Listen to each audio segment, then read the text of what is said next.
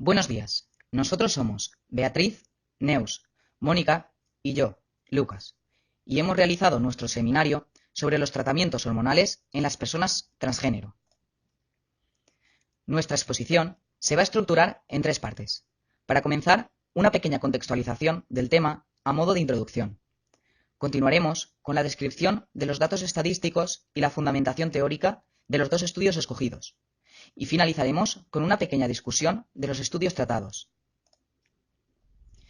Enmarcado dentro de la asignatura, hemos querido investigar acerca de los tratamientos que le son administrados a las personas transgénero, más concretamente a los hombres trans. Para ello, hemos escogido dos artículos.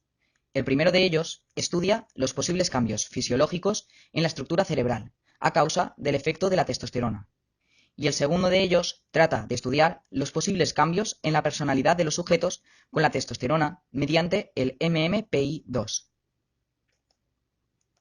Antes de comenzar, para facilitar la comprensión de esta presentación, aclararemos un par de conceptos. La identidad de género es la percepción del género que tenemos cada uno sobre nosotros mismos. Y el sexo biológico son las características físicas que diferencian a las personas sexualmente como machos o como hembras. Es decir, hormonas, cromosomas, órganos sexuales. Estos dos términos no están ligados, y de ahí surge la transexualidad.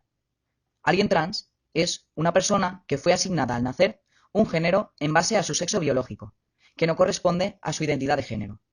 Por ejemplo, nosotros, particularmente, hablaremos de hombres trans, hombres que en base a su sexo biológico asignaron mujer al nacer, aunque su identidad de género corresponda a la de un hombre.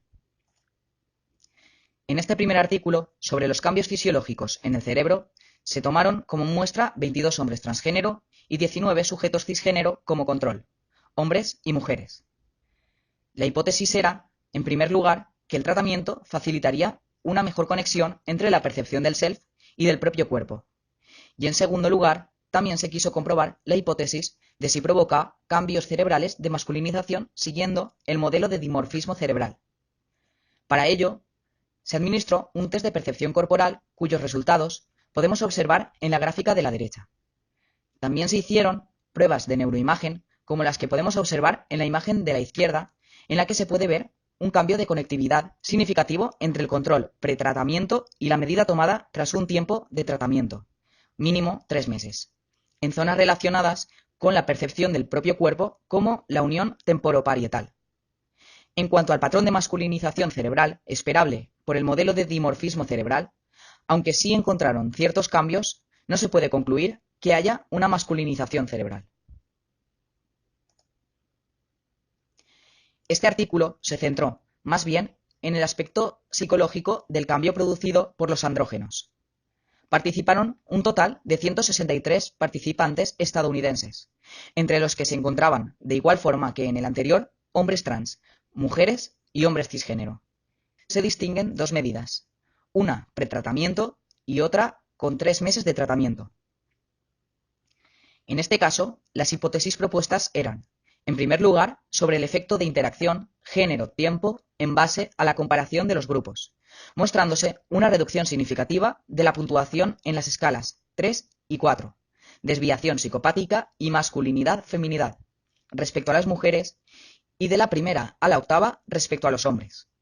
En segundo lugar, se hipotetiza sobre los cambios en el funcionamiento psicológico por medio de las puntuaciones del MMPI-2 en comparación con el grupo control y se encuentra una reducción de los efectos principales únicamente significativa en el grupo control de mujeres, aunque sí se puede ver una bajada de la mayoría de las escalas para el grupo control de hombres.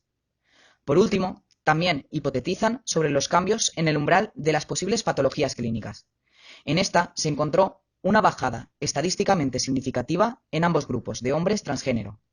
Además, que el nivel de concurrencia de más de una patología a la vez se ve notablemente reducido.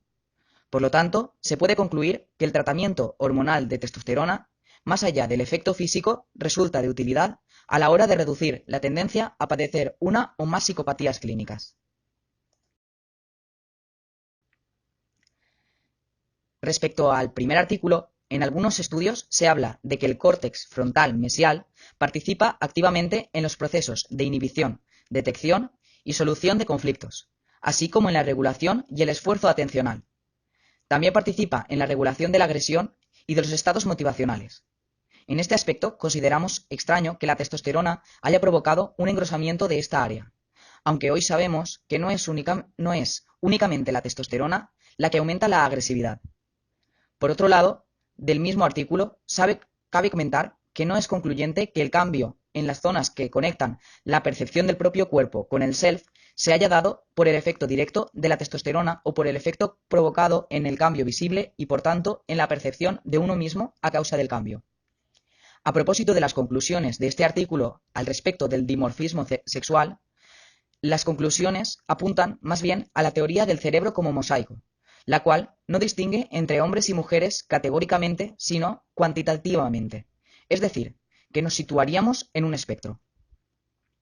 Respecto al segundo artículo, a la vista de los resultados, se puede generalizar a la hora de hablar de una muestra transgénero dentro de la normativa, por lo cual no tiene mucho sentido hablar de patología o enfermedad mental cuando hablamos de transexualidad, ya que la mayoría de este colectivo presenta un funcionamiento psicológico normativo.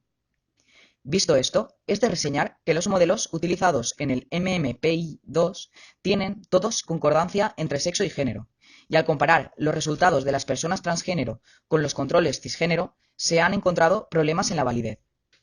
Finalmente, comentar que habría que interpretar los resultados de las personas transgénero de forma única al planteado con personas con concordancia en sexo y género, ya que, primero, el tratamiento de testosterona posibilita esa inestabilidad, ese cambio en las puntuaciones de un instrumento de personalidad que por definición es estable, y segundo, que tener en las escalas 5 y 0 pocos cambios es debido a la disforia de género en sí misma.